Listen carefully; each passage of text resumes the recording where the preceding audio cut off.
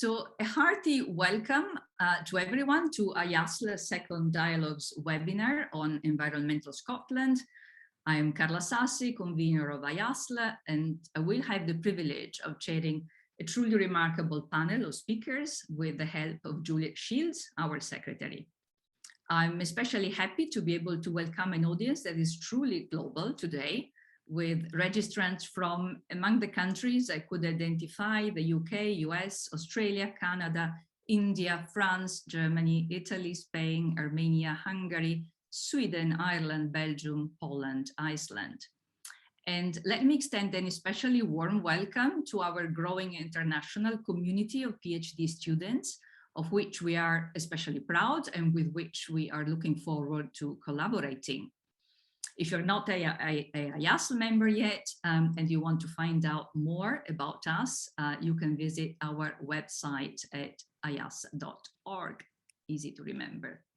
I'm sure you will all be familiar with Zoom meeting structure and etiquette by now, but in case you have not attended a Zoom webinar before, the only difference is that as audience, you are restricted to a view-only mode, but you can still use the chat to say hello or how much you're enjoying the webinar.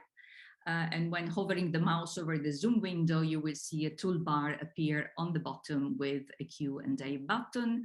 Click on this button and type your question in the Submit a Question space.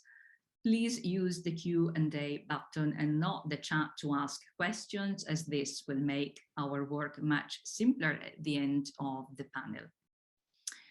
Environmental Scotland is in fact a perfect topic for a webinar in a series that is designed to open up the borders of Scottish literature and to engage in a global debate. Environmental concerns are always at the crossroads of the global and the local, or indeed the national, and in a certain sense they compel us to put the specific uniqueness of the local into dialogue with wider planetary issues.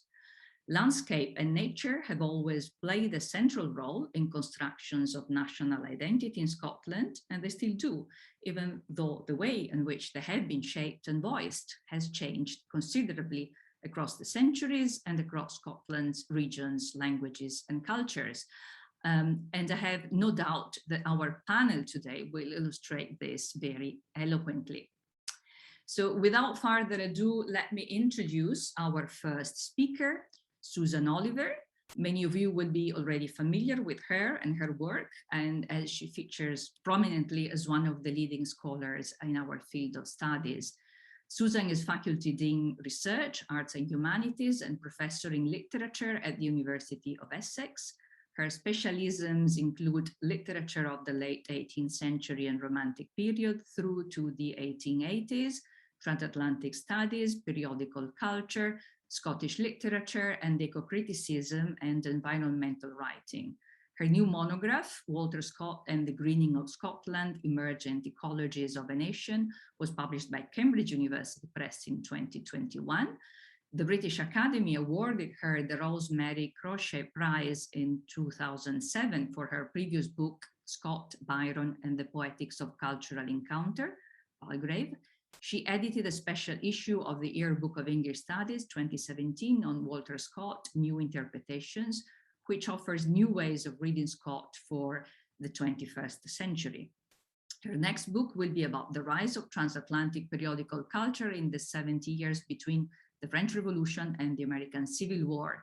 There would be many more things to add, but I will stop here. So I now leave the floor to Susan, who will speak on reading current and historical ecologies, how 19th century Scottish literature illuminates crises of the 21st century. Thank you, Carla, and thank you very much for inviting me to speak in this webinar this afternoon. I'm honoured to be here with people. I just want to add that the next book will also have a lot on Scottish literature in it. So I'll get straight on with my paper. I'm not going to use a PowerPoint presentation this afternoon. I want to concentrate on what I've got to say, and there aren't long quotations, so we don't really need that perhaps. Okay, the climate emergency, species loss and extinction are the most urgent crises that our world currently faces. Without a healthily functioning environment, the future for all life on Earth, human and otherwise, is bleak. These are the blunt facts about how things are.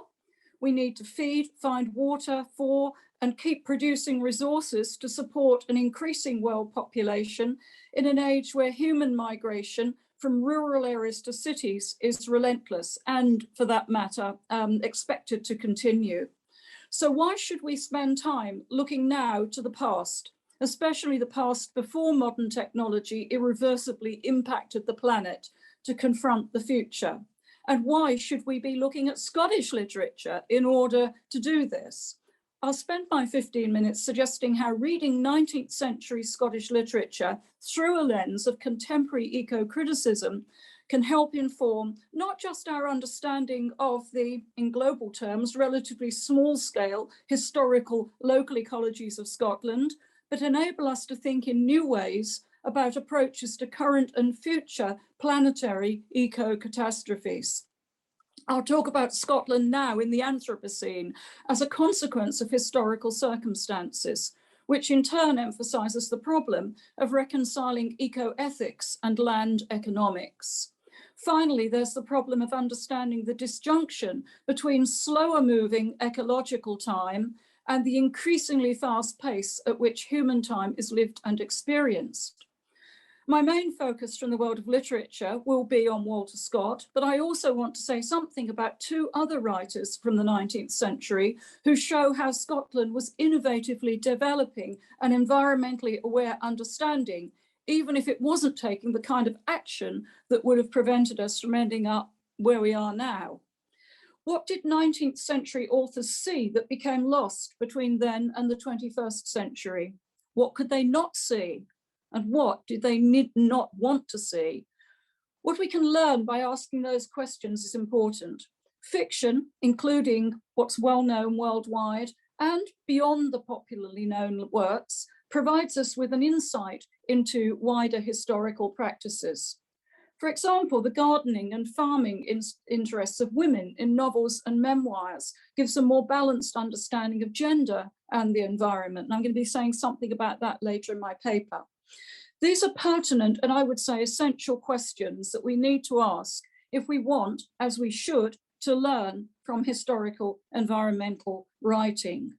My recent book, Walter Scott and the Greening of Scotland, got a copy here, along with my chapter Reading Scott in the Anthropocene for Walter Scott at 250, edited by Caroline McCracken-Flesher and Matthew Wickman, inform what I'll be saying here today. And if anybody wants to find out more, those two publications should be helpful. It's a bold claim to say that Scott speaks meaningfully to current environmental concerns that include global climate change and extinction. But let's see how and why he does so. Eco-criticism has headed in two main directions since the turn of the 21st century. One route denouncing anthropocentric approaches in which the interests of human beings remain prominent. In fact, there's a lobby that would argue that the world would be better off without human beings. While the other route takes a biocentric view of the world in which human survival interests are assessed alongside and interconnectedly with those of other species. Scott's writing fits best with the second of these categories, and I strongly argue that no one could seriously say nowadays that his tales of human socio-political history are distinct from, or more important than, his stories about environmental change and conflict. The two are interconnected in everything that he wrote, and land economics is absolutely fundamental to his storytelling. Nor was he uncritical about eco-exploitation, as I shall show. To take stock and perhaps say the obvious, Scott lived through a time of double massive upheaval in Scotland's environmental history, in the form of the agroeconomic drive that was known as improvement, and I'll put that in inverted commas, and the connected mass movement of human population that was clearance. But he always thought historically and not just about his own time, which is where his acute sense of cause and effect in historical timelines comes to the foreground. The everyday people, shepherds, drovers, small farmers, highlanders, fisherfolk, itinerant beggars, and gypsies, who are among the most important characters in the Waverley novels and his short stories, struggle to survive in a nation going through species reduction, extinctions of flora, fauna, and birds, and the movement of people from rural land that resulted from centuries of reforms in land use. Scott attended to all these changes. By the 1820s, another consequence of land use was becoming obvious in Scotland in the form of remade, consumer-oriented, aesthetically pleasing landscapes that went on to create their own biotic and cultural footprints. For the economically crucial tourist industry today, Scotland's reputation for wildness is one of its most marketable features. Thomas Devine recently suggested, however, that the term derelict landscape is a more appropriate descriptor than wildness or wilderness, themselves words that William Cronon dismantled as profoundly troubled in his 1995 book, Uncommon Ground, Rethinking the Human Place in Nature. Scott actually conceptualized derelict land in his 1820 novel, The Monastery, where, especially including his magnum opus introduction, he describes the river valley along the Tweed between Galashiels and Melrose. The story itself fictionalizes that location in interesting ecological ways that take early modern Reformation Scotland back to a much more primeval time, a time by which it indeed remains haunted. I've written in my recent book about how the slippage between a spectral figure and a decaying birch tree in the main story invokes not just one, but two ghosts, the one human of a murdered woman from local folklore, and the other a birch tree, which is figuratively a remainder of the ancient post-glacial Old Caledonian forest that had long since disappeared, murdered, if you like, and I can say more about that, and which Scott conspicuously and continually mourned. Let's look in more detail at an episode from The Monastery that shows how dereliction of land and species loss, including the human, are confronted, and how the medium of story is used to convey the profound emptiness of a landscape in which species can only be remembered or imaginatively recreated in very different forms. What is really interesting is what happens when people, as well as other living things, have gone from an area, leaving a substantially reduced ecology that paradoxically masqueraded as improved. Taking the magnum opus introduction, Scott describes a landscape, quote, rich with so many recollections of former times. Now, note how his language here is all about absence and what has been lost, also about what is rich, i.e. valuable, because it enables memory. He continues narrating how eco-archaeological evidence of an ancient farmed landscape remains visible into the 19th century. Quote, on the opposite bank of the Tweed might be seen the remains of ancient enclosures. These had once formed the crofts or arable ground of a village, now reduced to a single hut, the abode of a fisherman who also manages a ferry. The ferryman-fisherman multitasks for a living. Maybe he had to by that time. Scott describes how the inhabitants had quote, gradually withdrawn to the more prosperous town of Galashiels, thereby drawing attention to urban drift and rural depopulation, a trend that I've already mentioned in the global context of our own 21st century times. In contemporary social theory and eco-criticism, sociologist Roland Robertson on the one hand, and Ursula Heiser as an eco-critic on the other, have both used the term glocal, a combination of global and local, to show how deep ecological local knowledge gives meaning to and raises awareness of more remote planetary problems.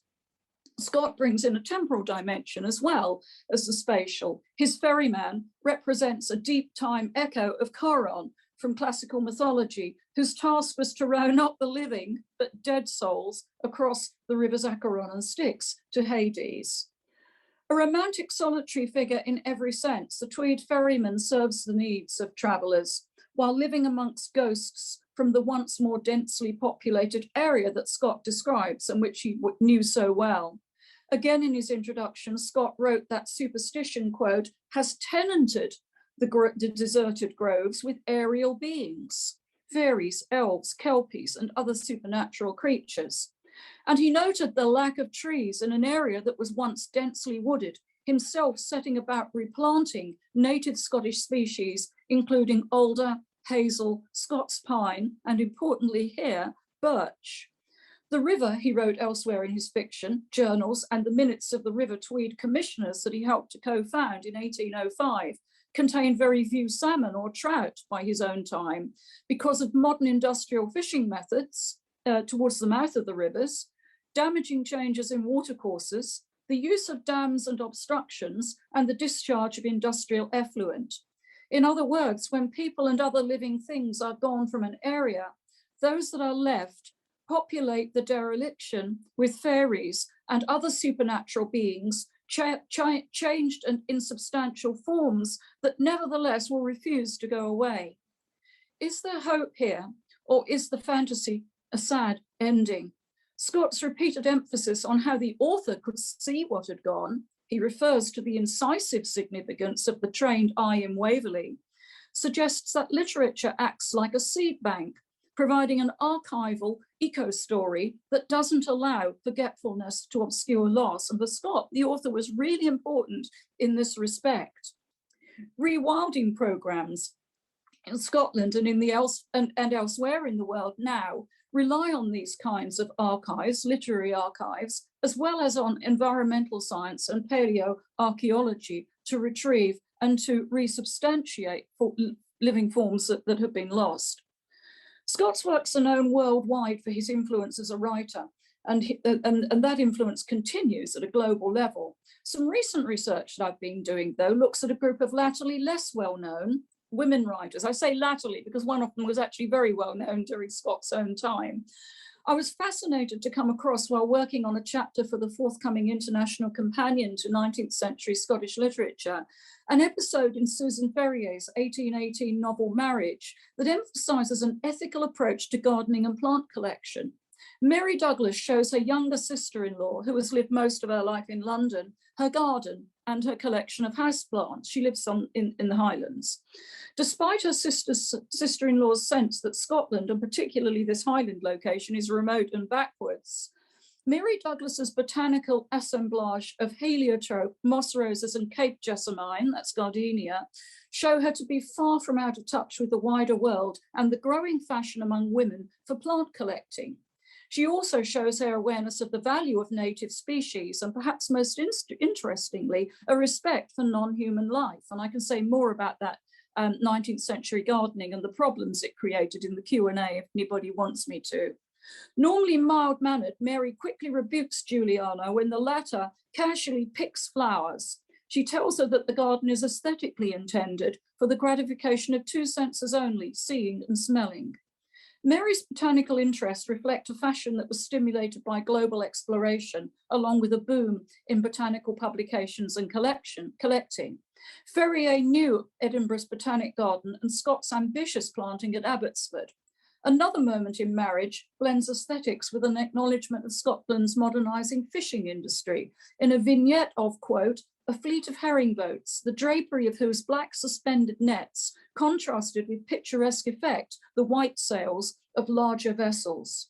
Contrasting dark and light are, of course, integral to picturesque aesthetics, but here the emphasis is also on the modernity of a herring fleet that was already becoming essential to Scotland's modern fishing industry, an industry that today is deeply concerned with the maintenance of fish stocks and the effects of overfishing. As temperatures rise and the Earth's polar ice caps melt, changing winds and currents, along with lowering oxygen levels and depleting oceanic ecologies, Ferrier provides us with an archival fiction that demands reassessment of where we were going and where we arrived at. Moreover, the Scottish clearances involve population movement to fishing communities where the people who had been moved from farmland were unable, even in the 19th century, to make a sustainable living. My final author, and I can only really say a little bit about her here, but I'm working on her at the moment, is Elizabeth Grant of Rothiemurchus, whose Memoirs of a Highland Lady recalls her childhood and early adult years at the family's estate in the Cairngorms. Grant's memoir was not published until 1898, during the decade after her death, but its subject years are 1797 to 1827, absolutely contemporaneous with Scott and Ferrier's fiction. Her narrative is particularly interesting for its insights and critique of the male-dominated world of land management, and for its elevation of the role of women's epistolary observation of ethical land use. She identifies, for example, the value of sustainable forestry for individual estates and as a developing industry in Scotland, explaining how the men in her family had not recognized the value of the trees that surrounded them.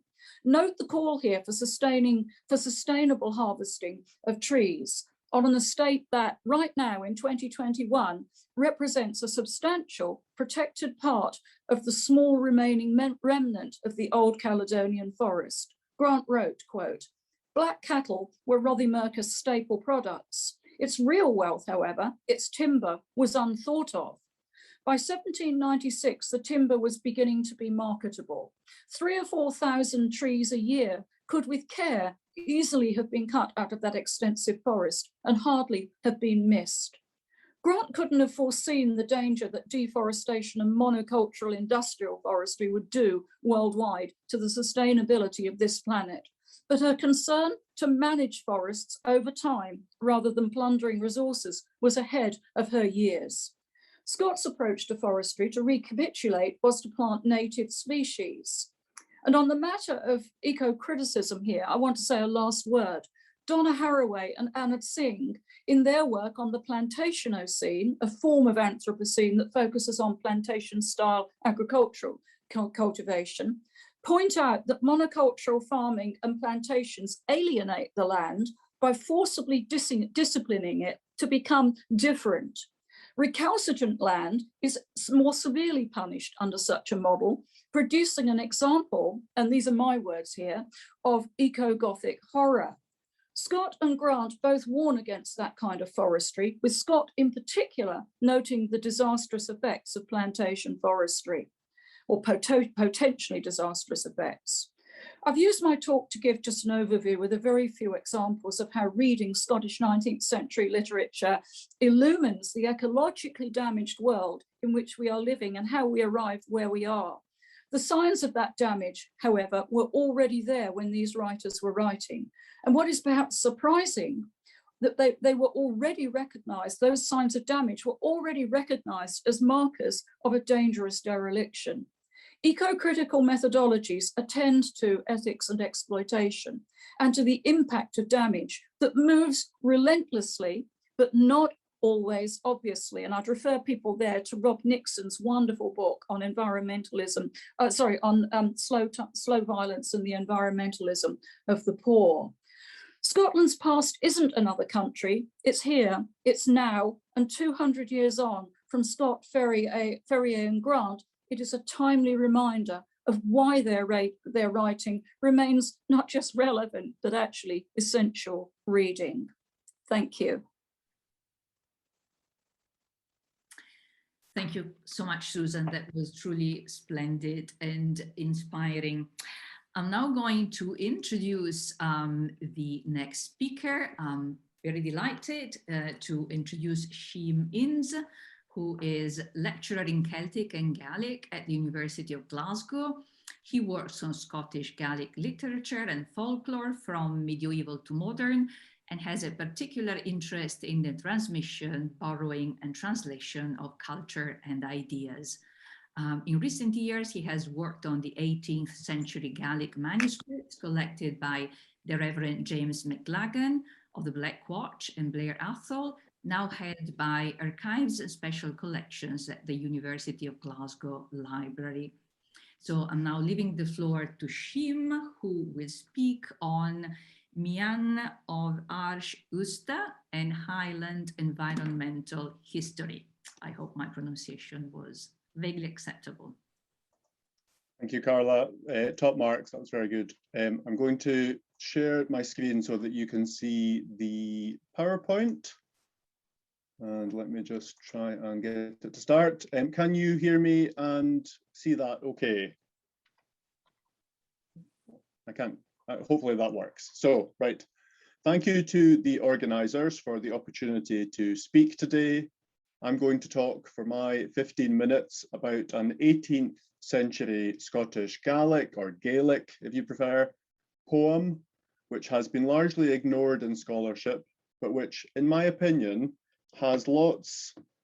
So I'm just going to start my stopwatch here so I can see that I don't go over. So has been largely ignored in scholarship, but which in my opinion has lots to tell us about Highland attitudes to Highland land management, and also about the views of outsiders on Gaelic-speaking Highlanders managing the land. Questions of rewilding, discussed by Professor Oliver, will feature here also. Now, 27 verses of Mian a Bhairst Uasta, or the Aged Bard's Wish, is published in the first printed anthology of Scottish Gaelic verse, the Egg Collection of 1776. And in fact, it is given pride of place as the first poem in the collection.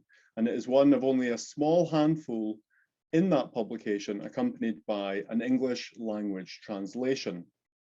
Now, 10 years later, in the next printed anthology of Gaelic verse, the Gillies Collection, we get an expanded 36 verses of this poem of Mian a Bhairst Uasta. The poem is later included in the canon forming 1841 publication Sa'r Oper na Bhairst Gaelach, the Beauties of Gaelic Poetry is the English title. And it even gets, as you can see here, it gets an illustration. So I've got a close-up for you there. I'll let you have a look at that for a little second.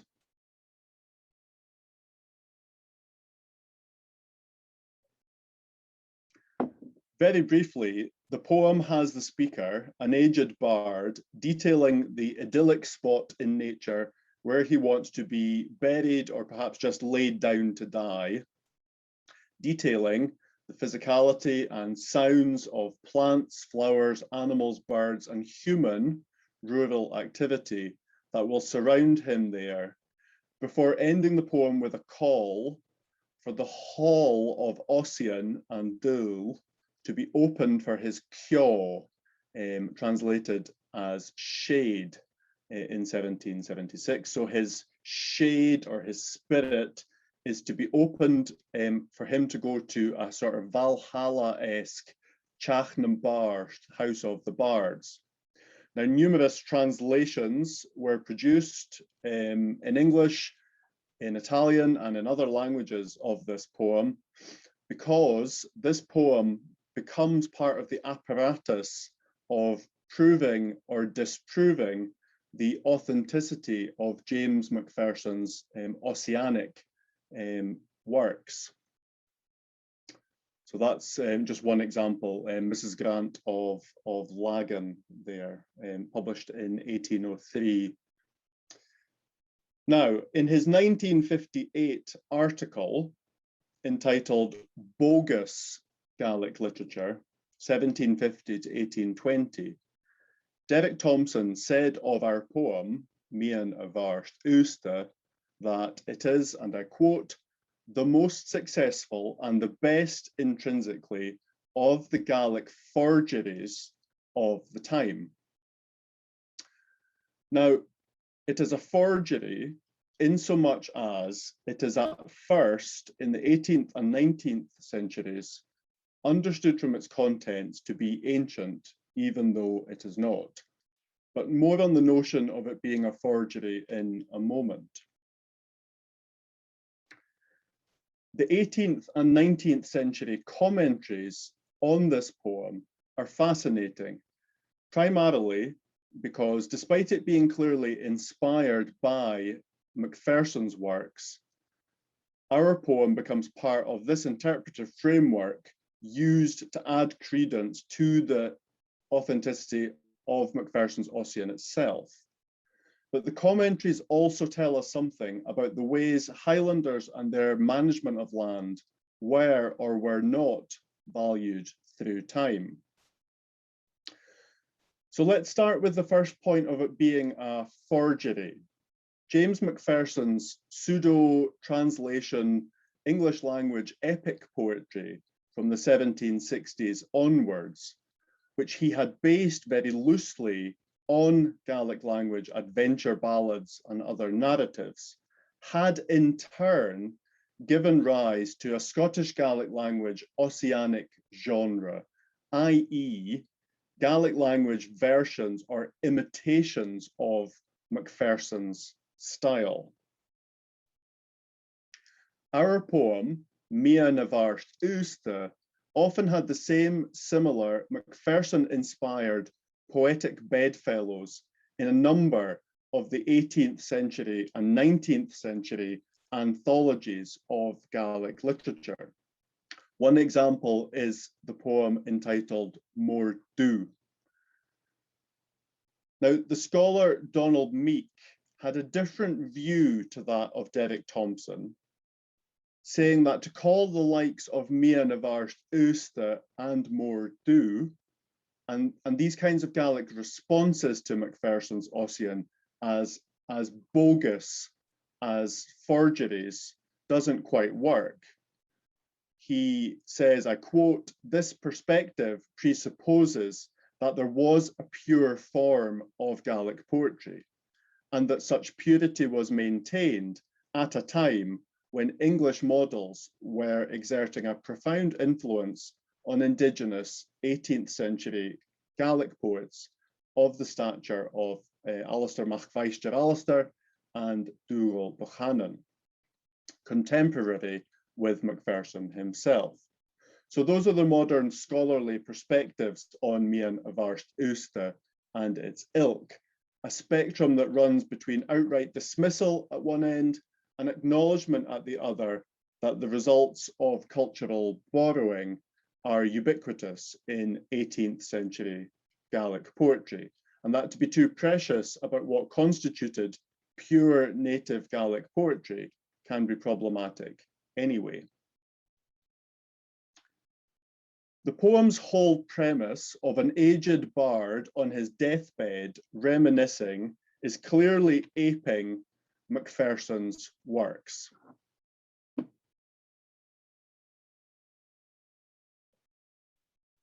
The poem gives us clear examples of the same sort of sublime and terrifying aspects of nature and the Highland landscape, complete with the appearance of ghosts that we get in Macpherson's Ossianic works. So on my slide there, you see the appearance of the ghost.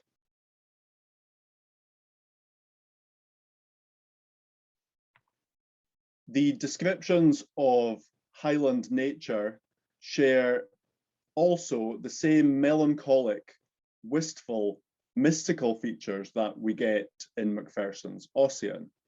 For instance, here we have the reeds with sad sounds. I should start reading out some of these verses so that you can hear some of this poetry. Inshav o hreik mahul agu, Catavil chulik agal tav, le glogen braun sna galvrich rituv, le skia gunjo kumal blar. So considered from one angle, Mia na Bhairst Uasta is turning the whole Highland landscape into a graveyard. But unlike Robert Blair's The Grave and the work of the other graveyard poets, it isn't the mansions of the dead with creaking doors echoing the wind, but the landscape itself. In terms of more mystical or even transcendental features of nature in the poem, we have a mountain imagined as using the clouds as a pillow and having the dreams of stags in its hair. Himi beinarst is alji sneev, caun feine na mile biaun, va ashling na dav na kiev, shi liapa na neil a caun. The section in the poem where the poet anticipates following his death, his spirit, his kyo, traveling to this Valhalla-esque Pala Oshin is Gul, the hall of Ossian and Dul, to go to Chachnabarsh, the House of the Poets, is in the poem happening all at Arstvein on Flatinish. And this is all very specific. And this kind of specificity in terms of naming of where all this is, I think gives us a good clue as to the source material for this poem. That this poem is using James Macpherson's An Introduction to the History of Great Britain and Ireland from 1771, in which we get a description of the journey of the Druid from Sker. Now, whatever else it does with nature, one of the really striking things this poem does is have the utopian idyllic description of the Highland landscape be one managed by a community. There are a number of runs or movements in the poem. The first run, lasting for the setup of the first 7 verses, describes the sights, sounds, smells of the poet's glen, with its water features and its surrounding hills and mountains. And there are some examples from this first run there for you. The second run describes domesticated animals, cattle and sheep, managed by the community, and the language used, and I have that in bold here, is the language of enclosure of animals. We have the sound of the animals in the kraal, in the enclosure or fold. And then a third run, so description of the glen, description of the domestic animals, is then followed by a third run describing the love between a man and a woman for a few verses, including a description of the man singing. So the logic of our poet's idyllic landscape, in which this druid is imagining this perfect landscape, is a logic in which it's a landscape utilized to nourish and sustain a local community. The poet repeatedly uses the word common, which can be used to translate society, community, fellowship. So we go from this first run describing the glen, to description of the parts of the glen used for the management of farmed animals, to description of local community and the types of talents and culture that the management of that landscape for the human community ultimately allows. Now, critics in the 18th and 19th century tied themselves into knots, trying to square the circle of how this poem can be ancient and or pre-Christian, acting as a window onto a heroic past, but also be pastoral because of the appearance of the cattle and sheep. Now, this is all underpinned, of course, by the fact that from 1776, when it first appears, and for at least 100 years afterwards, critics used Scottish Enlightenment theories of stadial history to understand and to verify the poem. Adam Smith's formulation, of course, goes that the stages of progress are hunters, then shepherds, then agriculture, then commerce. The implication in the commentaries becomes that the poetry of Macpherson's Ossian, and by extension, considerations of the Highlands of that time, is of value because it is describing a wilderness populated by the odd hunter warrior, a Highlands populated by a settled local farming community, and ergo poetry describing that is of less value.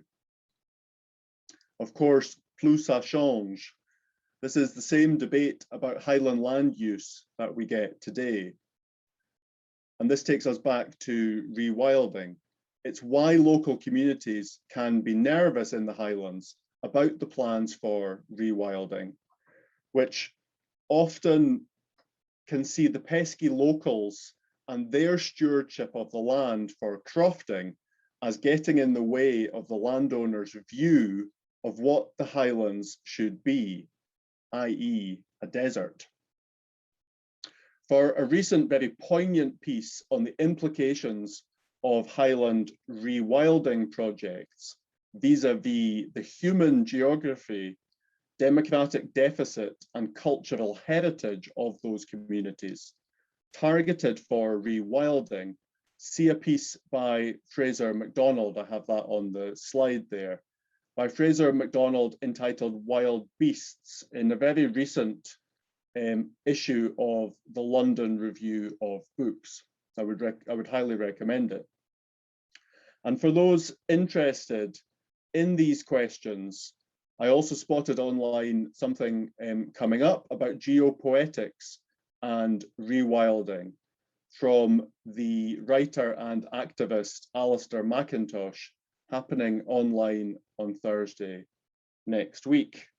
Now, my 15 minutes are over, so I should stop talking. But just in conclusion, I think that there is so much more to be said about Mian Avarst Usta, and I hope to have given you a flavour today of why it is worthy of reassessment and also why it might have implications for today. Thank you.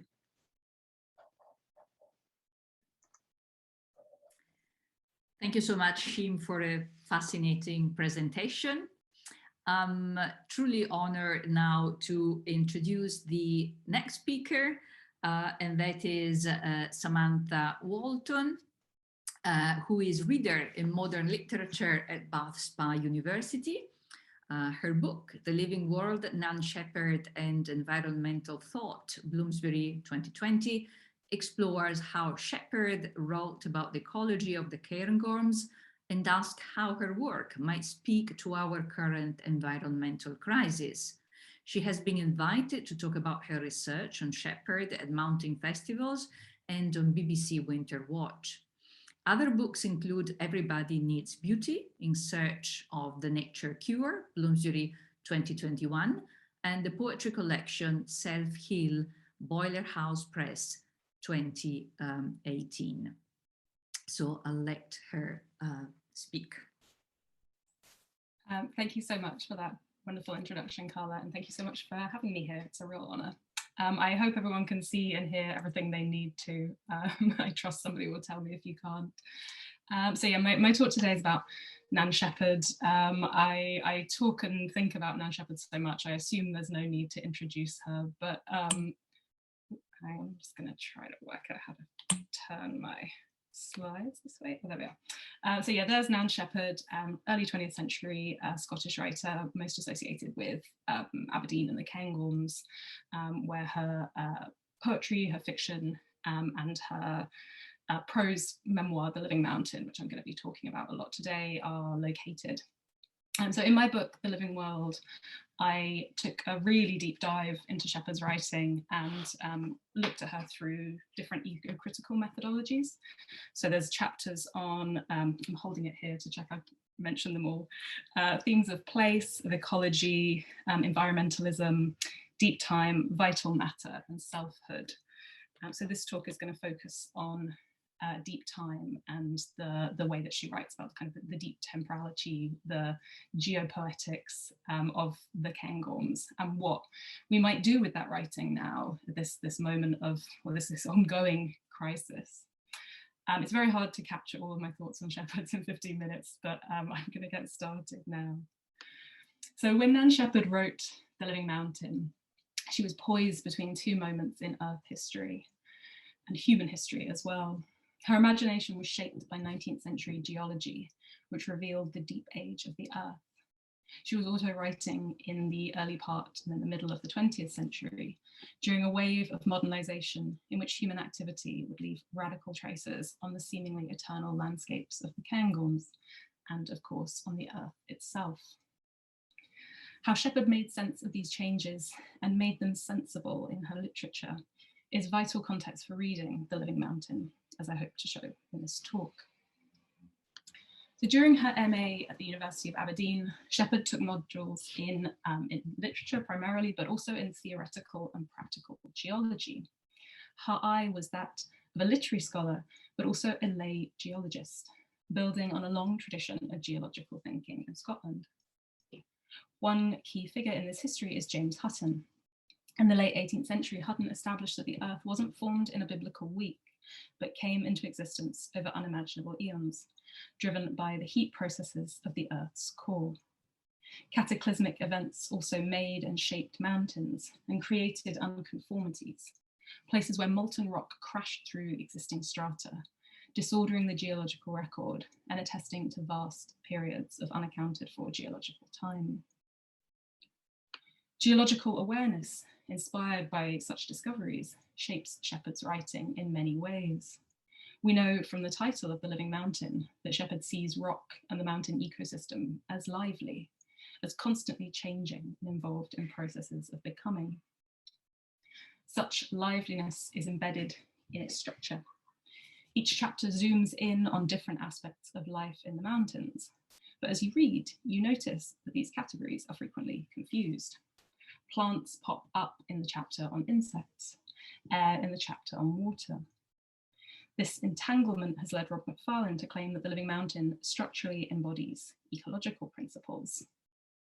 I would like to go a step further or a step deeper to suggest that it also embodied geological principles. Its publication history ensures that temporal disorder is built in from the start. In her 1977 introduction, Shepherd describes the rediscovery of the 30-year-old manuscript in her desk drawer. So she'd written the book during the 1940s and then cast it aside or kind of put it away. And this moment of rediscovery is now a central part of the text's mythology. It's impossible to read the text without knowing that about it. Shepherd's memories of the Cairngorms return with all the clarity, freshness, and vitality of the original experiences. There's interesting parallels here with Proust and the idea of kind of recovering lost time. But certainly reading it now can feel a lot like opening a time capsule or revealing a prehistoric creature caught frozen in amber, a moment of its life revealed in vivid clarity in ours. As the book continues, as the original manuscript continues, distinct moments which took place over a 50-year period press against one another, moving backward and forward through time. With little regard for an organizing chronology, this non-linearity amounts to a kind of temporal unconformity, which only thickens as the book continues. Multiple timescales are also tangible in the place itself. Moors and glens have been marked and rubbed as a palimpsest of paths, cuttings, ruins, and place names, which are all placed in the context of a gaping deep time. The Thieves' Road runs south from Nethy through prehistoric glacial overflow gaps, she tells us. Multiple temporalities telescope and move in and out of focus, as Shepherd is brought into physical and imaginative encounters with multiple and overlapping moments in time. Presence in the mountain makes her a participant in a life and a tentative witness to its modes of becoming.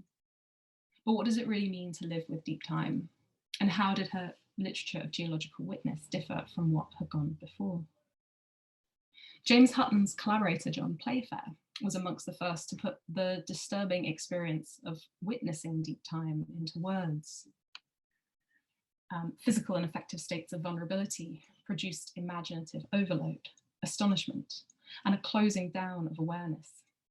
As Playfair put it, the mind seemed to grow giddy by looking so far into the abyss of time. Much 19th century writing conveys a struggle to register this experience. Confronting startling new vistas of Earth's age was less awe-inspiring and more like falling into a newly torn abyss. Take Alfred Lord Tennyson's In Memoriam, with its horror at humanity's fate sealed within the iron hills, a reference to fossilization, or the Scottish poet James Thomson's City of Dreadful Night, which rejects myths of humanity's kind of elevation from, or elevation above and separation from physical nature, and offers instead an abject vision of all life intermingled as a soulless compost. Nothing is of us but the mouldering flesh, whose elements dissolve and merge afresh in earth, air, water, plants, and other men. It's a cracking poem. If you've not read it, I definitely recommend it. But in these examples, the significance of human life is diminished in a compression of time moments. The response is something akin to geological vertigo or nausea. Faced with a dizzying and horrifying abyss of time, the mind wobbles, falters, and closes down. So Shepard taught literature for much of her life and was a keen reader of 19th century poetry, and obviously well familiar with these narratives of creation and inevitable decay. However, in her own writing, human history is slotted into an elongated timescale in a way that avoids dizziness and closure. For example, in her first novel, The Quarry Wood, her protagonist Martha, who's kind of widely read as a sort of an autobiographical character, she does a lot of things that Shepard really did, and one of them is study at the University of Aberdeen, and is taught by University of Aberdeen's professor of biology, J. Arthur Thompson. And in The Quarry Wood, Shepard recounts Martha's experience of one of his lectures. When he spoke, incredible shapes moved through an unimaginable past, and an unimaginable present surged in on one, humming with a life one had not seen before, nor even suspected. So full the world was, and so clamorous. Awareness of geological and ecological richness does not trigger an existential crisis for Martha, but opens up vistas thrumming with life. It is a cataclysmic moment in Martha's education, one which does not diminish, but massively expands her horizons. So Shepard's writing is defined by such experience of opening, which we might call geopoetic. And the term geopoetry originated in the sciences, in fact, when American geologist Harry Hess was struggling to advance a new theory about plate tectonics. Lacking hard data, he tried to engage readers in an act of creative speculation, a geopoetic moment of imaginative audacity. More recently, the poet Don McKay has adopted geopoetics to connect the scientific with the creative imagination. A space of conjecture and wonder, he claims, is shared by poets and promotes astonishment as part of the acceptable perceptual frame. Well, there's a quote from Don McKay. I'm going to skip on from that though. So geopoetics, I believe, offers a really useful lens for understanding Shepard's writing. I know I'm not alone in this, but particularly I think it intersects with the vivid embodiment of her ways of knowing the mountain. The thing that people always remark upon when they read Shepard is how bodily it is, how very physical. She handles stones, she walks with bare feet, she tries to press a running stream back with her finger and watches a burn slowly freeze, all to feel her way in to the mountain, but also to the operation of time and other forces that are kind of witnesses to time, or that shape the mountain over long scales, like cold, heat, and wind, and how they interact with the rocks. She also listens. Hearing the roar of nocturnal storms, Shepard reflects how in cities and towns, mankind is sated with noise. But up here, this infinitesimal cross-section of sound from the energies that have been at work for aeons in the universe exhilarates rather than destroys. In Shepard's writing, the human becomes an Aeolian harp with geologic sensibilities. Seeking these thrills imparts knowledge through the body and senses, revealing age in ways that exhilarate and enlighten. However, many of the changes that the mountain has undergone over deep time are beyond sense perception, and there are realities that the mind cannot grasp. She confronts this unknowable quality in her engagement with water. The pure and terrible streams of the high Cairngorms are those very forces that have changed the shape of valleys and gorges. But like all profound mysteries, it is so simple that it frightens me. It wells from the rock and flows away. For unnumbered years, it has welled from the rock and flowed away. It does nothing, absolutely nothing, but be itself. These lines have the ringing, complex clarity of Imagist poetry and the compression of a Zen parable. Water is a flow that is at once symbolic of time passing and completely indifferent to it, and to all forms of symbolism. Complete in its own absoluteness and refusal to be contained or resolved through the semiotic or the symbolic. It moves in perpetuity, touching things into life and then passing on indefinitely. So the astonishment of water addresses the problem the imagination faces in stretching or opening up to accommodate deep time as a living reality. In the face of phenomena that reveal the operations of time and Earth's deep antiquity, the imagination can sometimes stretch, but it can also be faced with its own limitations. Unlike in much kind of 19th century geologic literature, this does not cause a rupture in the self or a closing down of the mind. Knowledge, Shepard reminds us, doesn't dispel mystery, because knowing another is endless. The thing to be known grows with the knowing. While the sciences pursue more fixed forms of knowledge, Shepard delights in all that is unknowable. The mind doesn't wobble or despair. It experiences a gradual expansion in a relationship or dance with the thing that is kind of the object of knowing. She writes, knowing another is endless, and I've discovered that man's experience of them enlarges rock, flower, and bird. The thing to be known grows with the knowing. It's not a metaphor that she uses, but I think of this as a kind of vortex relationship where the thing to be known, you kind of get a little bit of knowledge of it, and it gets a bit bigger, and you get a bit bigger as well to kind of meet this knowledge, and then you realize there's yet more, so it's kind of this endless spiral kind of going out in opposite directions. And I use that metaphor quite a bit in the book. Another example comes from her writing on plants. On the Cairngorm Plateau, she finds heather, miniature azalea, saxifrage, and the alpine milkvetch. From their hardy roots, she can tell that these deceptively delicate flowers are persistent, but how persistent they truly are is revealed by the expertise of botanists. Scientists tell me that the alpine flora of the Scottish mountains is Arctic in origin, that these small scattered plants have outlived the glacial period and are the only vegetable life in our country that is older than the Ice Age. But that doesn't explain them. It only adds time to the equation and gives it a new dimension. Scientists are a source of knowledge, but the facts they share do not make deep time easier to know. Species hierarchy established in Enlightenment scientific taxonomy classifies plants as lesser life forms than insects, fish, mammals, and so on. Plants do not or should not think, move, or feel. Their lifespans are brief, their deaths inconsequential. However, the beautiful, according to Burke's aesthetic schema, is revealed to be the sublime in disguise, and the fragility and freshness of a flower is a misleading ornament to more than human wisdom gained through thousands of years of survival in the most inhospitable of environments. Plants discombobulate with their age and also with their very modes of being. Plants not only think in plant-like ways, they move as well.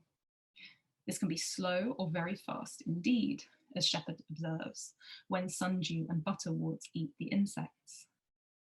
Observation of mountain plant distribution reveals that vegetation is still migrating in response to the retreat of the Pleistocene glaciers 10,000 to 20,000 years ago. So between object and subject, animate and inanimate, earthling and alien, the time experience of plants tests the limits of the imagination and interspecies empathy.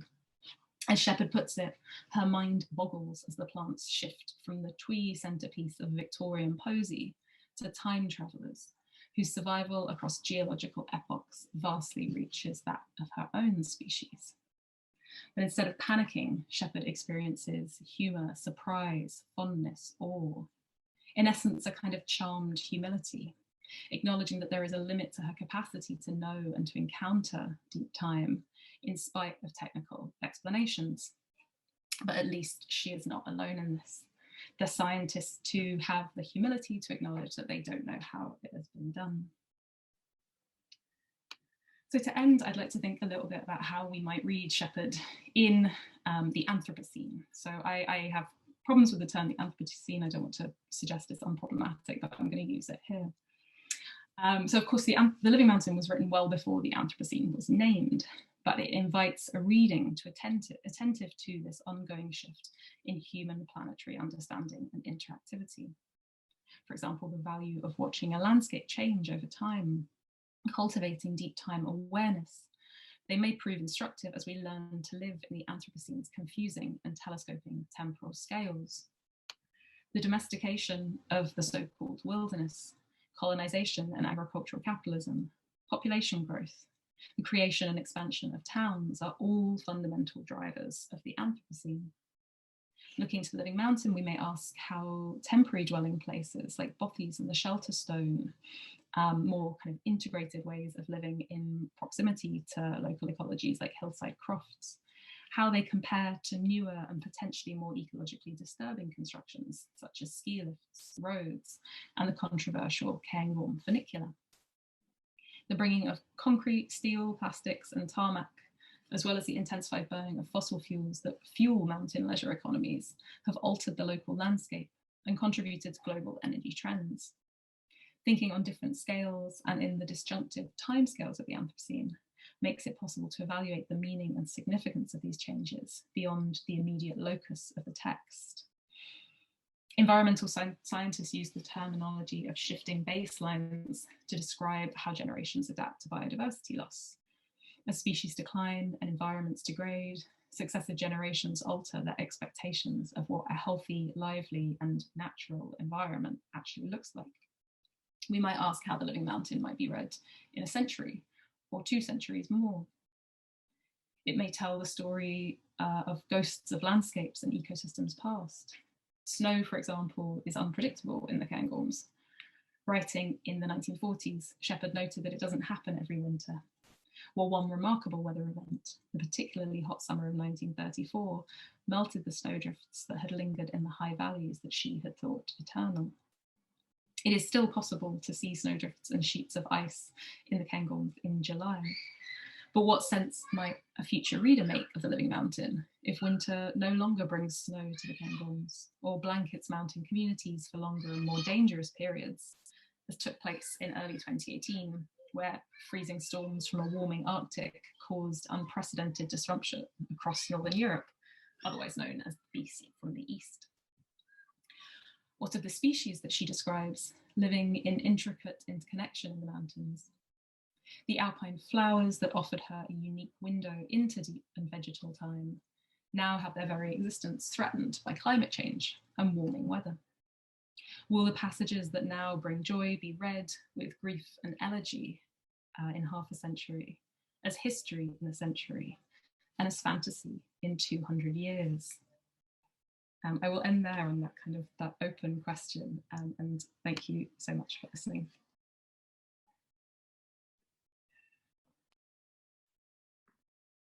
Thank you very much, Samantha. That was very inspiring and so important on such a crucial writer in modern Scottish literature.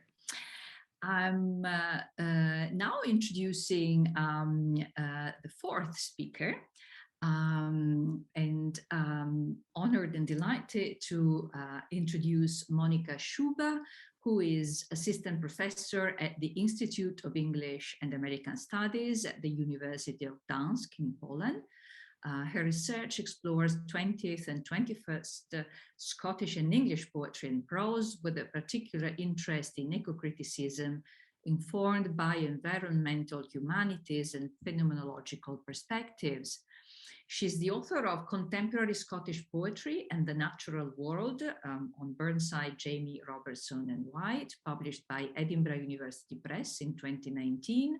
She's the editor of Boundless Scotland, Space in Contemporary Scottish Fiction, University of Gdańsk Press 2015, co-editor of The Poetics of Space and Place in Scottish Literature, Palgrave 2019, and Reading 19th Century Literature Essays in Honor of J. Hillis Miller, Edinburgh University Press 2019. And Monika will speak on Towards a Finer Earth Living, Elements of Nature in Contemporary Scottish Poetry and Essay. Thank you very much. I hope you can hear me. Okay. Before I begin, Yes, is it okay? Before I begin, I would like to thank Professor Carla Sassi for inviting me to talk today. It is an honor. Also, many thanks to Carla and Juliet for moderating this session and ensuring that technology works. And finally, I would like to thank the co-presenters for their thought-provoking papers.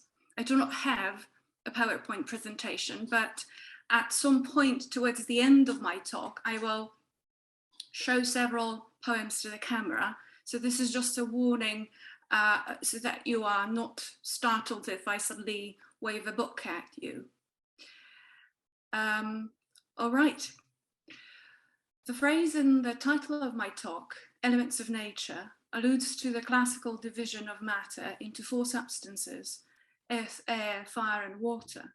Yet the understanding of the natural elements has undergone considerable changes in the light of recent theories of new materialism, which posit agency or vibrancy of matter, to use Jane Bennett's term.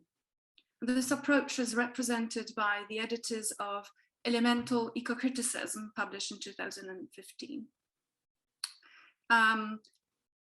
Jeffrey Jerome Cohen and Lowell Deckard, which approach will serve as a premise for my discussion today as I look at the work of three contemporary Scottish poets and essayists. The subtitle of Cohen and Deckard's book, Thinking with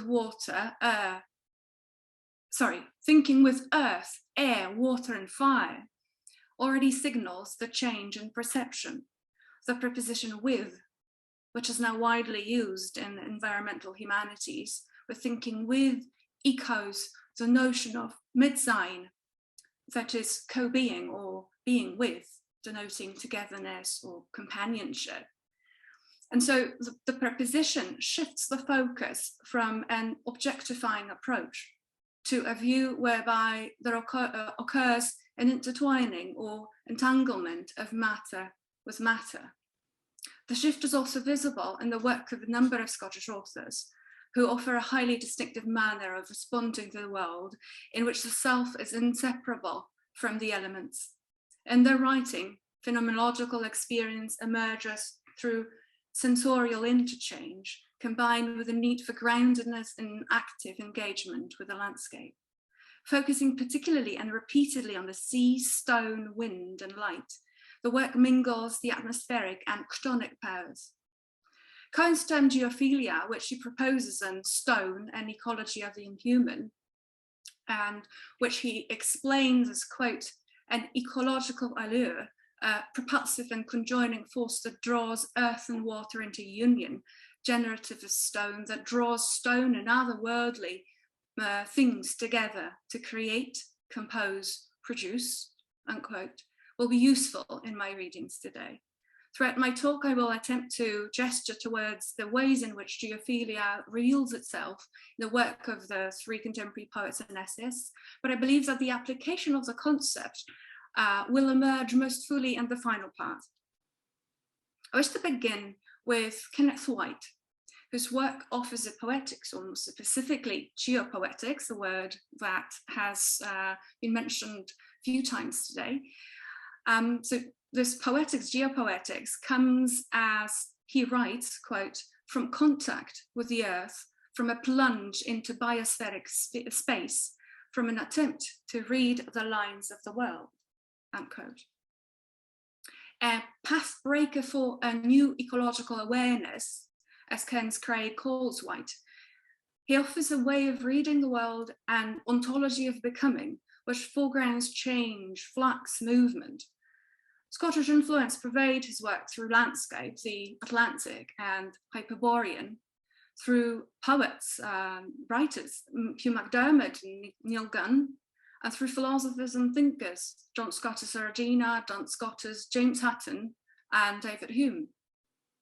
While White also finds inspiration in Patrick Geddes and his geotechnics, which is, quote, the means for human beings to learn how to really and fully inhabit the earth. This is from White's On Scottish Ground, unquote.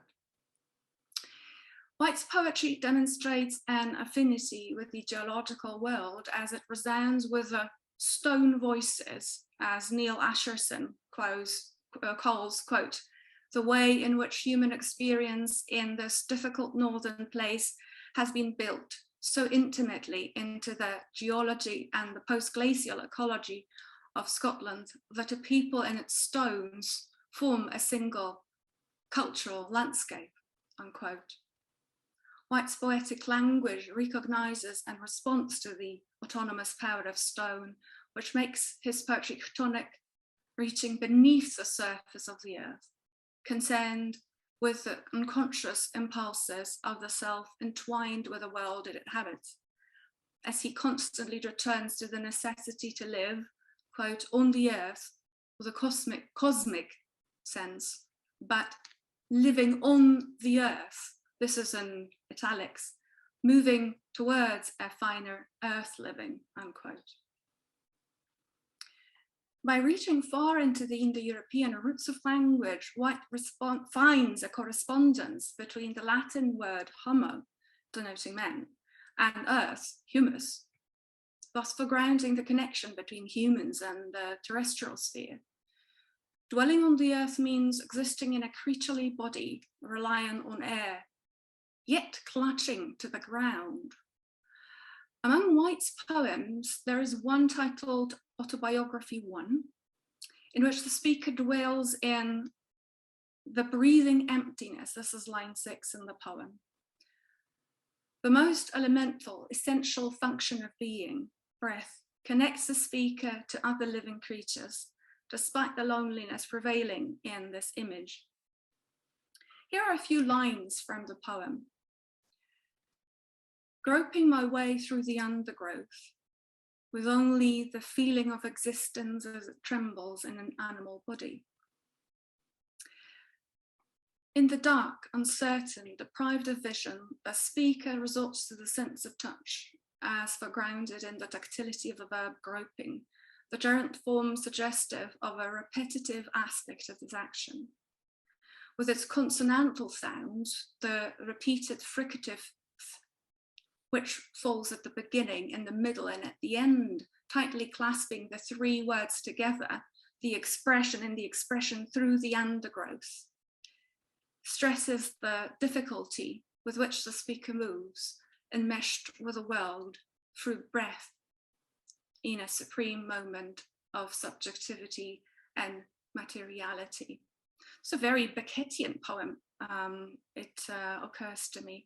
And now I would like to move to the second poet and essayist, and that is Kathleen Jamie.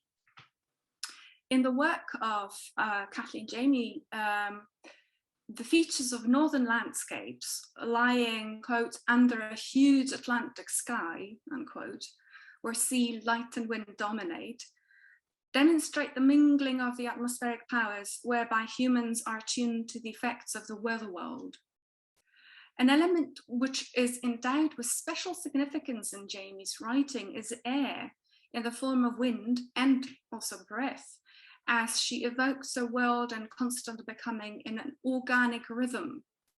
Quote, when the clouds pass quickly and light glints on the sea, a sense that a world is bringing itself into being moment by moment, arising and passing away in the same breath, unquote. Jamie's interest in the lithic element is revealed in her involvement in archaeological digs, first in Perthshire, then Orkney, St Kilda, and Alaska, in the presence of some other time, marking an ambiguous temporality of things past and things yet to come, surfacing in changing wind patterns that uncover ancient settlements. As Geoffrey Jerome Cohen writes, the lithic is a, quote, substantial force that exists outside of particular humans and often bluntly disregards their intentions, shaping and working and using and making with a startling autonomy. Language responds to stone as matter to matter, unquote. Human time is contrasted with the elemental time marked by stone, wind and sea, these three nouns recurring throughout Jamie's essays and poems, often in conjunction with one another. Usually associated with the depiction of static images, nouns appear to suggest a complete still view, one that is already made. Yet, in Jamie's writing, as I argue, nouns suggest a moment in which a verbal response to the landscape becomes impossible.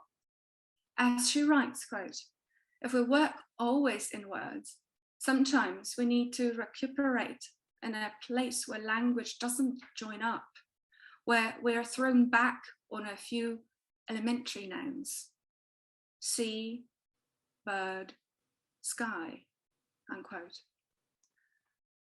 So the use of nouns thus constitute an act of surrender to the sublime experience, which is pre-linguistic, as the engagement with the world takes place before and beyond language. Now, in the final part, I will briefly look at Jen Hatfield's poetry, and the collection published earlier this year, titled The Stone Age. Hatfield offers observations from the Shetlandic world in which time is deep, and everything, a standing stone, a skunk cabbage, a limpet gate, rain, has a living consciousness and a voice. The title of Hatfield's collection points to the times in human culture during which the use of stone as a cultural tool was widespread, with what remains today as dolmens, picture stones, standing stones, stone circles. Yet through a reversal of this anthropocentric perspective, many of Hatfield's poems focus on the lithic world, where humans are, quote, stones' time-traveling companions, with the lithic offering multiple non-coincidental modes of worldly inhabitants, unquote. This is from Cohen's Stone book. Considering the importance of the lithic in the volume, its title may be understood as a suggestion that stone lies at the heart of things, the titular phrase signifying the age of stone, a time in which the elemental world takes center stage, decentering the human in a form of resistance to what has come to be widely referred to as the Anthropocene. Many of these poems allow the reader to participate in Hatfield's quote unquote tussles with language, to apply a phrase which she uses in reference to Ian Crichton Smith. At times, Hatfield does not strive for maintaining sense, but moves away from it in order to focus on the eerie blend of sounds, which appears to resist deliberately or even deny comprehension. This includes poems such as The Stone Circle, which opens the collection. And here is a stone circle. Hope you can see that. Offering an interplay between word and image, typography gains a new function, as for instance, in another poem, Erratic, where with a huge boulder-like full stop here. These poems reveal Hatfield's sustained interest in vibrant objects of the physical world, especially the objects residing close to the earth or just beneath its surface. A number of poems contain references to gardening tools, for example, scythe, wheelbarrow, strimmer. There's a tushkar, a peat spade, as the reader may learn from the glossary at the end. There are also references to low-growing plants such as skunk cabbage, nettles, which, quote, seize hold of the soil's dark meat, unquote, or plants which are dug up from the earth, such as rhubarb. As Matthew Sperling writes of lichen, the opening poem from Hatfield's previous collection, Byssus, quote, it brings the focus down to the time-lapse level of an organism that measures its lifespan in centuries, unquote. Byssus refers to sea silk, denoting the beard of the mussel, which anchors it to the seabed. Similarly, in the Stone Age, Hatfield uses the word ertfast, a Shetland term meaning, quote, like bedrock, a stone solidly fixed in earth, unquote. In this poem, the speaker unearths a process compared to childbirth. Quote, I midwife 100 rocks in a day, unquote. Both Byssus and Earthfast foreground the motif of belonging, which takes the form of clinging to rock or being nested in the ground, suggestive of deep time. Compared to stone, quote, humankind are brief, soft fireworks, unquote, as Hatfield writes in Dolman. If Lycan in the poem of the same title is on the verge of speaking back, this is to quote Sperling again, in the Stone Age, non-living objects speak their language, poetically imagined. Written in the tradition of concrete poetry, the visual greystone poems are enclosed in brackets and printed in an oversized font, just to show you again, which, as the poet argues, is meant to dwarf the reader, unable to comprehend them, as they are spoken by the representatives of the lithic world. The grayness of the print soft, as if it were the heart of a stone, wrapped in consciousness, according to Hatfield. These poems resist reading aloud because the voice in which they should or even could be read is not known. It cannot be imitated, as the speaking objects, or indeed subjects, are endowed with their own material agency. In this manner, Hatfield suggests the essential unknowingness of matter and its unreadability, in a way.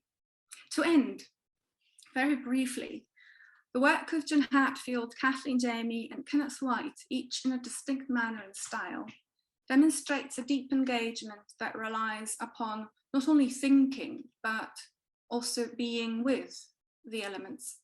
The elemental powers of earth, air, and water in particular, which occupy a significant place in their writing, denote things that are elementary, things that matter. Demonstrating geophilic tendencies, phenomenologically immersed in the weather world, their poems and essays offer a chance to move, perhaps, towards a finer earth living. Thank you. Thank you so much, Monica. That was really fascinating and inspiring. Now, we had 4 wonderful papers. I think I can invite the 4 speakers now, and even Juliet, to unmute themselves and reappear. We are running out of time, I think, because all the 4 papers were very interesting and they took a bit longer than we had planned. I would like to know if there are any questions from the audience. Obviously, there was quite a lot of information and you covered an amazing range of topics and texts, and still I could see many intersections. Let me see if any question materializes. There is one actually. Okay, I'll read it. Good evening, everyone. I have a question for Susan. I'm sorry, I will not be able to pronounce it. Abhilasha, a PhD, oh, there are many questions now, from Bankura University, working with Professor Charbojit Biswash. I was really wondering, listening to you, Susan, I would like to know your thoughts about your idea of the Anthropocene and its representation in archival eco-narratives in literature. I would also be glad if you could advise us scholars about what works we may look at from the Anthropocene lens. That's a very broad question. And there are many questions now coming in. I've just read the first, but I'd be very pleased to answer that. Thank you. I didn't quite catch your name or which university you're at. So if you'd like to send me an email, we can have a conversation about this, and I can send you some more works that you might want to look at. The Anthropocene in historic literature, as Samantha was saying, is quite a difficult one, really, because it actually, takes place, it begins to take place tens of thousands of years before we, according to some theories, we actually start using the word. The term Anthropocene is very recent. It comes from the 1980s, but there is a sense in the 19th century that in 19th century literature that the impact of people on the planet is beginning to be felt in very profound ways. Certainly Scott had that sense of Scotland. He really understood that changes in land use had manifestly altered the fabric of the nation across most, well, actually across most of its landscapes. Where the Anthropocene is concerned, I think you're probably aware that there are different theories. There is the first theory of the Anthropocene was that it actually began in the very late 18th century with James Watt's improvements of the steam engine, and that those improvements led to the age of steam and to the carbon age. I'm sure you're probably aware of that theory from Paul Crutzen and Eugene Sturmer, the people who are really the people who really initiate that theory. And a lot of people have taken that up, and I can see the argument for it. There's another Anthropocene theory which couldn't possibly be dealt with in the 19th century because it relates to the nuclear age. And the nuclear arms race from the middle of the 20th century. But actually, I really like a theory which is gaining ground and which has received quite a lot of attention.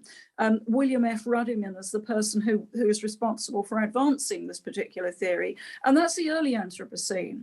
And the early Anthropocene theory argues that the effects of mankind, of human beings on the planet, actually began with the cutting down of forests and the beginning of agriculture.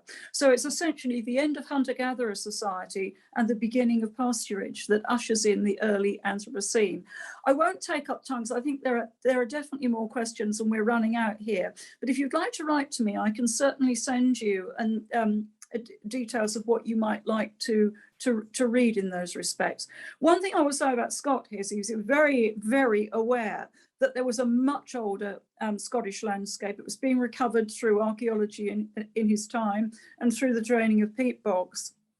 That there was a much, much earlier Scotland that had been lost and that could only be reimagined. This really fits in with that early Anthropocene theory. It's Neolithic, it's Mesolithic, and it begins not long, actually, really, after the end of the Great Glaciation of the last ice age. So there are three distinct Anthropocenes you might like to think about, and I'd be very happy to say more. Thank you.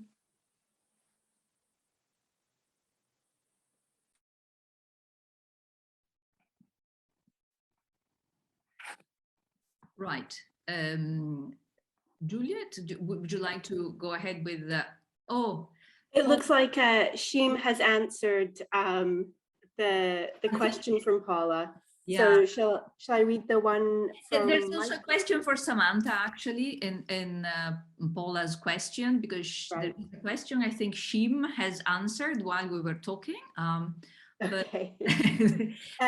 Well, she says for Samantha that she loves Shepard's idea of knowledge not dispelling mystery.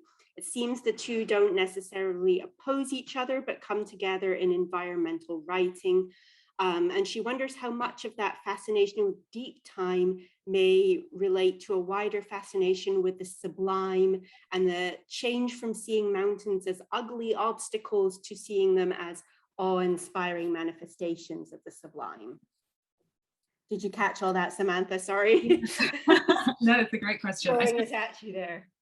I spent a lot of the early part of my writing on Shepherd worrying about the sublime, really, like what to do with it, because I'm not a 19th century scholar, even though I talked a bit about 19th century lit in this talk. I'm not a romanticist.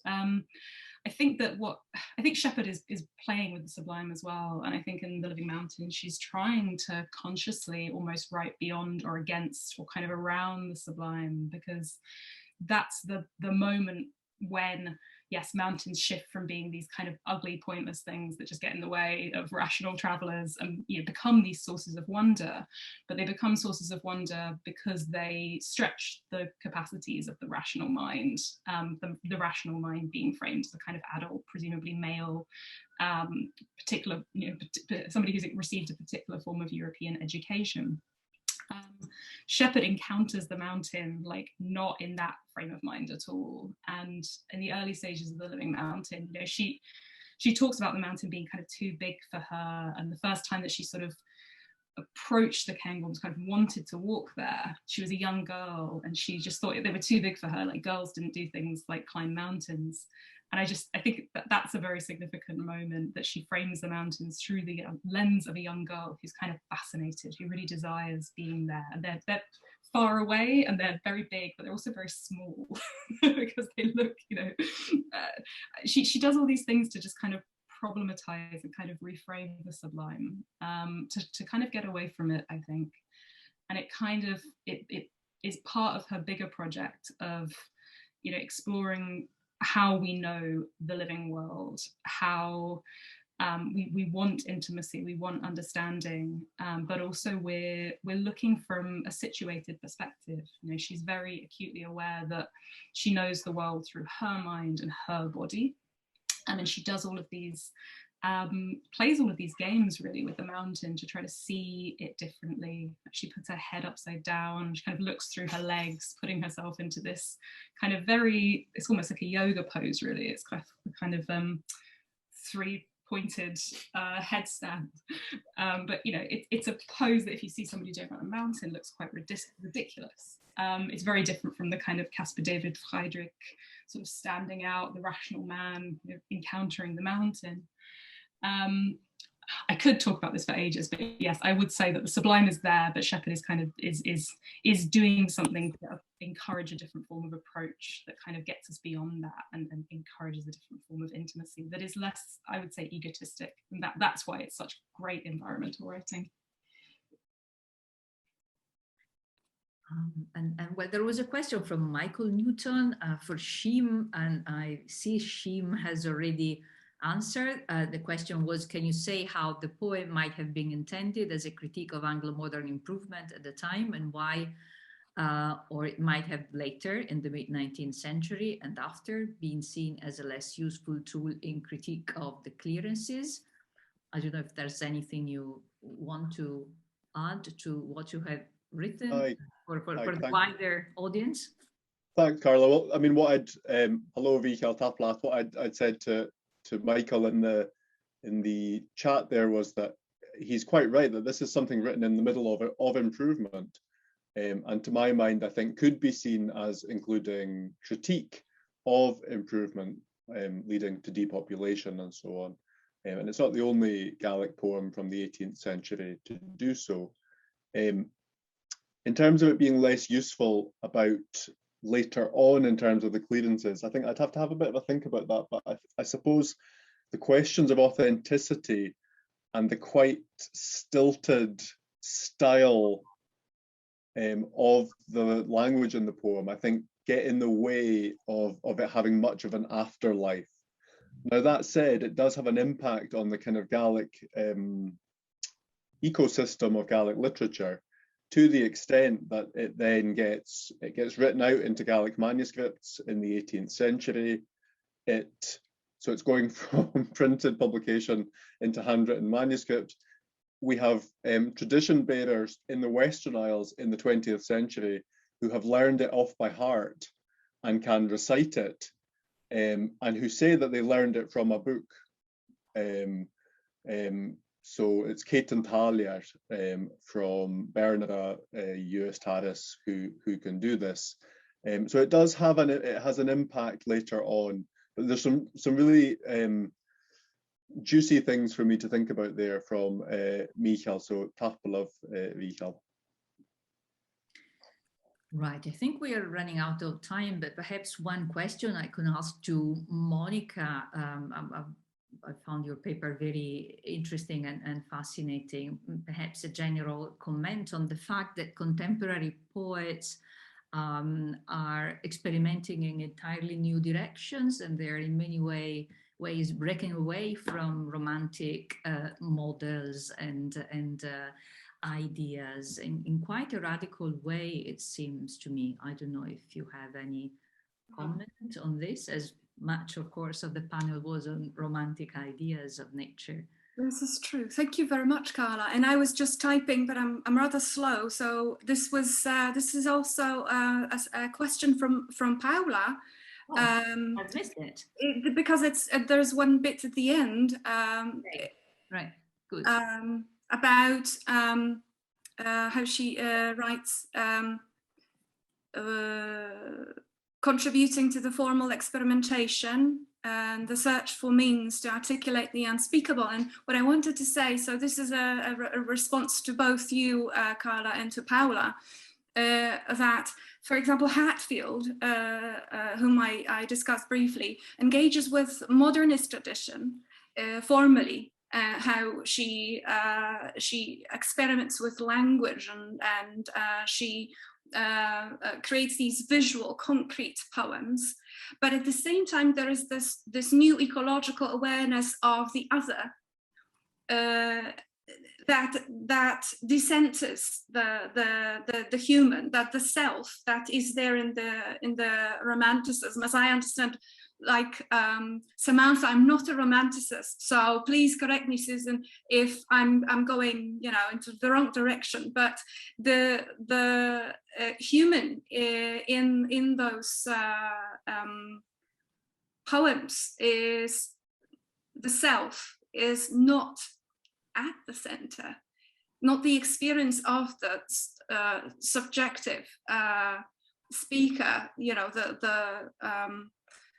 the human, but in case of the Stone Age, this is actually imagining stones having a voice, and this is very.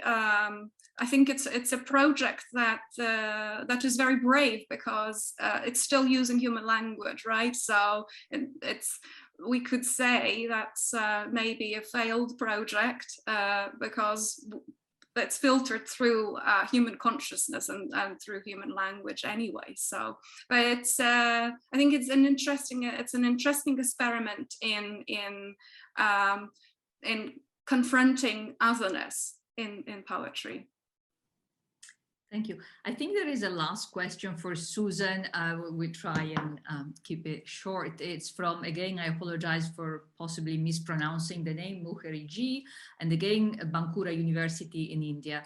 I was just wondering whether when we read Scott as an eco-critic, will situating Scott in the Anthropocene context also allow us to read his historical novels in expansion mode in the light of memory studies? For Scott, it was a landscape which was much changed. He narrates as what it was once and what it is now, and his memory experience he recollects and shares with us. It's a big question, I guess, but yeah. Thank you, Ishita. You're absolutely right that certainly reading Scott in terms of the Anthropocene, well, for a start, the Anthropocene, because it's a consequence of human action, and Scott was always interested in the ongoing consequences of earlier human actions. Yes, that does give us a way of onwardly reading Scott into our own time. But I'm just going back to your question on here. I was just trying to read this. His historical novels in expansion mode in the light of memory studies. In Scott's historical fiction, memory is always associated with the land, and it is invariably a matter of retrieving memory that for one reason or another has gone missing. He focuses on this to an extraordinary degree. In Waverley, where he actually writes about some removed trees that are evidence of an atrocity, every trace of their existence had been obliterated except to the trained eye. He means that it's the responsibility of people like him to write about that. In a novel like Old Mortality, you have the the character on whom, in the frame narrative, who the title is taken from, goes around the moors of southwest Scotland, re-inscribing into stone the names of Covenanters who've died. And at the same time he's re-inscribing the names on the stones, there is an ongoing narrative of the ecology of the area building up around them, which he pays attention to. And that consists of lichen. He actually mentions the lichen growing on the stones. He mentions deer hair. He mentions plants that are growing in the area. Plants in that novel give away where people are buried. So, you know, it's an extremely interesting and rich way of thinking about expanding the novel's socio-historical scope. I probably shouldn't say any more because I think we are running out of time and I can see that, but I hope that helps. There are so many other novels where he does that. I mentioned The Monastery, it's just one. Happy to talk. I put my email address into the chat box and the questions. Thank you. Well, thank you so much again to the 4 wonderful speakers. It was really a truly inspiring, fascinating panel. Thank you to all the attendees, and thank you for your questions, which were all very interesting. I haven't asked the panelists, but I'm sure they will all be happy to take further questions from you if you have any. It would be easy to find their institutional email on the internet. So thank again, a round of applause, virtual, for all the panelists, and see you at the next webinar. There will be another one in a few months. Thank you.